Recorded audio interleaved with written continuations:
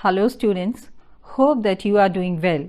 So once again, welcome back in this audio-visual series on the chapter The Tsunami.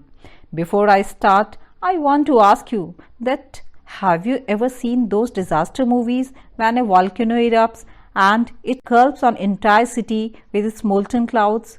People scramble around to save their lives and ones whom they love. But these things simply do not happen in movies. In fact, the reality is that these are the movies that are inspired by real life events. Everything can change in just a blink of an eye. The instances that I am about to tell you in this session is a testament to that. And so it began. On the day after Christmas, 26th of December 2004, a reign of terror such that the world had never seen. So, in the wee hours of the morning, when most people were asleep, a tsunami hit Thailand and parts of India such as Andaman and Nicobar Islands and the Tamil Nadu coast. These areas suffered huge losses of life and property. Children, don't you think something similar is going on? In fact, more than that, because now not only a part is affected, but the whole world is shaken by this havoc. Yes, you are right. I am talking about COVID-19. Well, let's come back to our topic. Children, do you remember what a tsunami is? Yes, of course you do, because I know you have a sharp memory. A tsunami is a very large and powerful wave caused by earthquakes under the sea. So now let's begin our second part of the chapter. Children, I am reading the chapter so that you may understand the pronunciation of the difficult words, and also I am giving the explanation so that you can grasp the chapter well. So listen carefully. I will give stress on difficult words. Tilly Smith, a British schoolgirl, was able to save many lives when the tsunami struck Phuket beach in Thailand. Though she has won a number of awards, her parents have not allowed their daughter to be interviewed on television and made into a heroine. Why do you think they took that decision? Children, answer it. That why do you think they took that decision? And also, if you were in place of Tilly, how you have reacted with your parents if they had not allowed you? Answer it in approx 100 words and do write in your notebook. Now here is a story from Thailand. The Smith family from southeast England was celebrating Christmas at a beach resort in southern Thailand. Tilly Smith was a 10-year-old schoolgirl. Her sister was 7 years old. Their parents were Penny and Colin Smith. It was 26 December 2004. Deadly tsunami waves were already on their way. They had been triggered by a massive earthquake off northern Sumatra earlier that morning.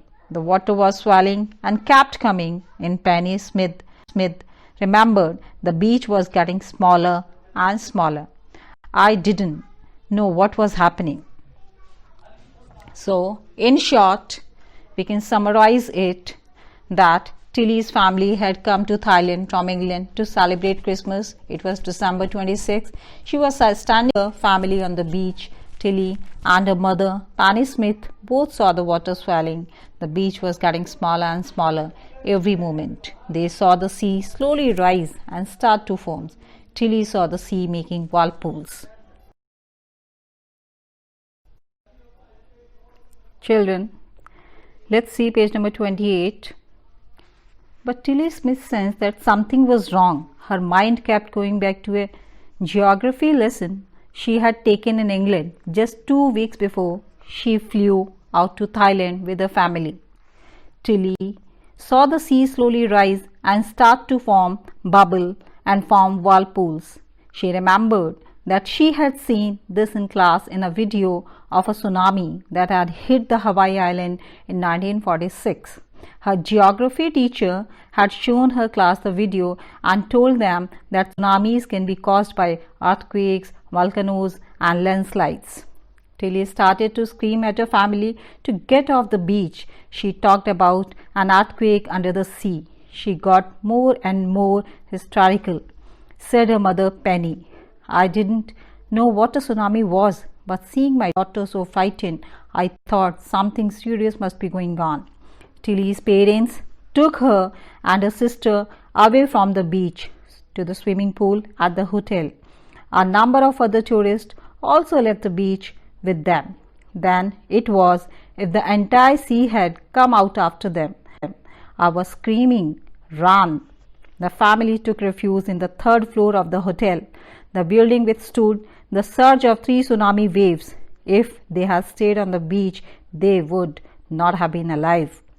The Smiths later met other tourists who had lost entire families to Tilly and a geography lesson.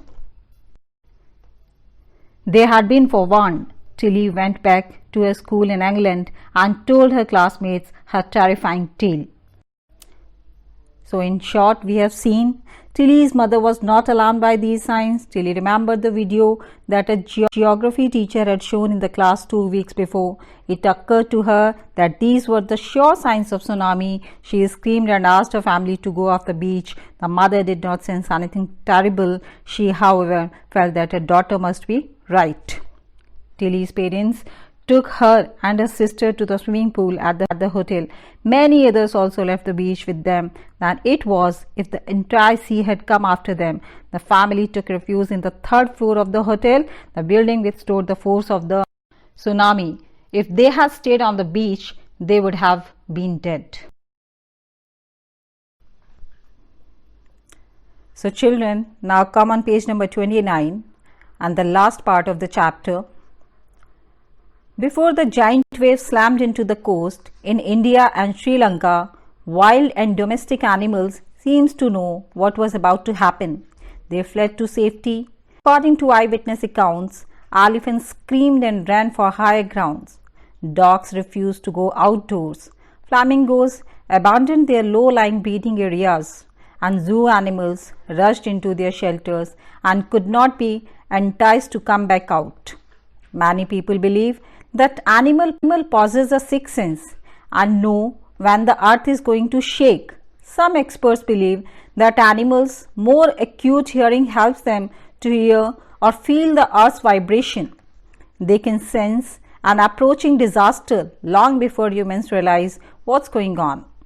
We cannot be sure whether animals have a sixth sense or not, but the fact is that the giant waves that rolled through the Indian Ocean killed more than 150,000 people in a dozen countries, but not many animals have been reported dead.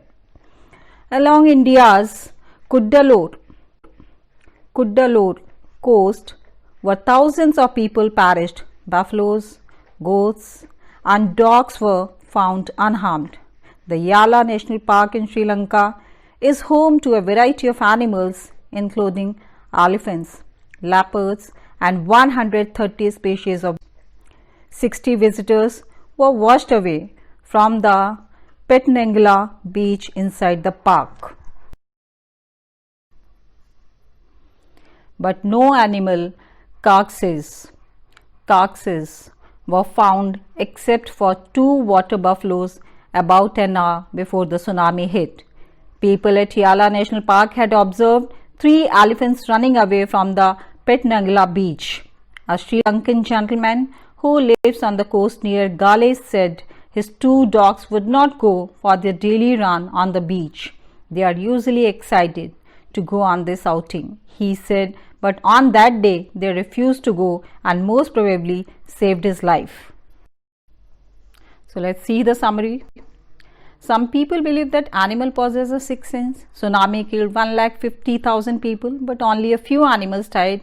In Yala National Park in Sri Lanka, 60 visitors were washed away, but only 2 animals died. In the same park, people had observed 3 elephants run away from the beach an hour before the tsunami hit. A man on the coast near Gale in Sri Lanka had 2 dogs. On that fatal day of tsunami, they refused to go to the beach with their master. So the master too stayed back. Thus, the dogs had saved his life also. So let's see the difficult words. Traumatized. It means greatly shocked and distressed.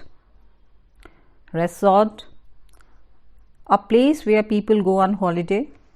Triggered, caused, describe a sudden violent reaction here. An undersea earthquake caused the tsunami. Hysterical, it means when you are hysterical, you shout, laugh or cry in a wild, excited way without any control over yourself. Refuge, it means shelter or protection from danger. Withstood, it means endured without collapsing. Surge, it means force. So that's all in this chapter. Students, I hope you understood the chapter and listened carefully the pronunciation of the words and difficult words meaning. If not, watch the video again. Thank you.